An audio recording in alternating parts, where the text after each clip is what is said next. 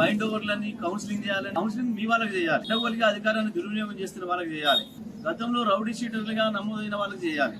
Counselling చేయాల్సింది మీకు కానీ టీఆర్ఎస్ పార్టీ కార్యకర్తలకు కాదు. కానీ ఆ పేరు మీద ఇష్టం వచ్చినట్టుగా రోజు తరబడి కూర్చోబెడతాం. ఓవైపు పోలింగ్ జరుగుతుంటే ఓటుకే పోనీ ఎప్పుడు ఆపుతాం అన్న దుర్మార్గాలు చేస్తా ఉన్నారు. నేను ఇప్పటికైనా చెప్తా ఉన్నా, చింతలపాలెం కావచ్చు, మఠంపల్లి కావచ్చు, గరిడేపల్లి ఎస్ఐలు ఈ ఆగడాలు శుద్ధిమించిపోతున్నాయి. మీరు ఇప్పటికైనా బుద్ధి తెచ్చుకొని నిబంధనల మేరకు పనిచేయడం నేర్చుకోండి. కేవలం ఇవాళ ఉన్న మండల పార్టీ కాంగ్రెస్ నాయకులే మిమ్మల్ని కాపాడతారు అనుకుంటున్నారు. మండల పార్టీ అధ్యక్షుడి పని, మండల కాంగ్రెస్ అధ్యక్షుడి పనిని మీరు చేస్తా ఉన్నారు. ఇది బంద్ చేయండి.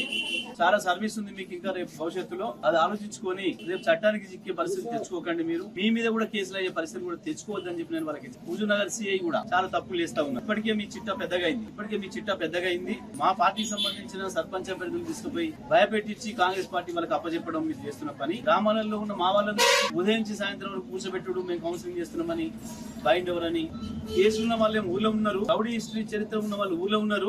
ఏ కేసులు లేనటువంటి అమాయకులైన వాళ్ళని తీసుకొచ్చి మీరు కేసులు పొందా కూర్చోబెడుతున్నారు. ఇవన్నీ కూడా మానుకోవాలని చెప్పి నేను హెచ్చరిస్తా ఉన్నా.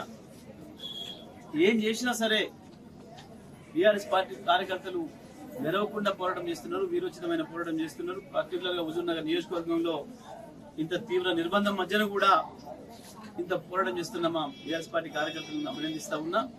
ఇదే పోరాటాన్ని కొనసాగించండి. ప్రజలు మన వైపే ఉన్నారు. మళ్ళీ కేసీఆర్ కావాలని చెప్పి ప్రజలు పెద్ద ఎత్తున కోరుకుంటున్నారు. గులాబీ జెండా వేసుకొని పోయే వాళ్ళని ఎవరినైనా ప్రజలు ఆదరిస్తున్నారు.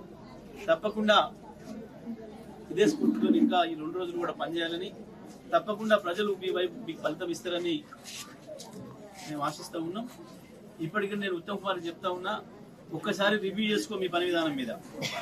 మీ నాయకులు కింద ఏం చేస్తున్నారు, పోలీసులకు ఏం ఆదేశాలు ఇస్తున్నారు, మీ స్టాఫ్ ఏం ఆదేశాలు ఇస్తున్నారు, ఎటువంటి దౌర్జన్యాలు చేస్తున్నారు, పోలీసులు మితిమీరి చట్టాలు అతిక్రమించి పనిచేస్తున్నారో ఒకసారి రివ్యూ చేసుకుంటే మంచిది. మీరు భయపెట్టించి దౌర్జన్యాలు చేసి టెక్నికల్ గా ఏదైనా 1-2 సీట్లు అదనంగా గెలిస్తే గెలవచ్చాం, కానీ ప్రజల మనసులు మాత్రం గెలవలేరు. మీ వైఫల్యాలు బయటపడుతున్నాయి. తప్పకుండా ఆ రకమైన ఫలితాలను ప్రజలు ఇవ్వబోతున్నారు. ఇప్పటికైనా పద్ధతి మార్చుకుంటే మంచిదని చెప్పి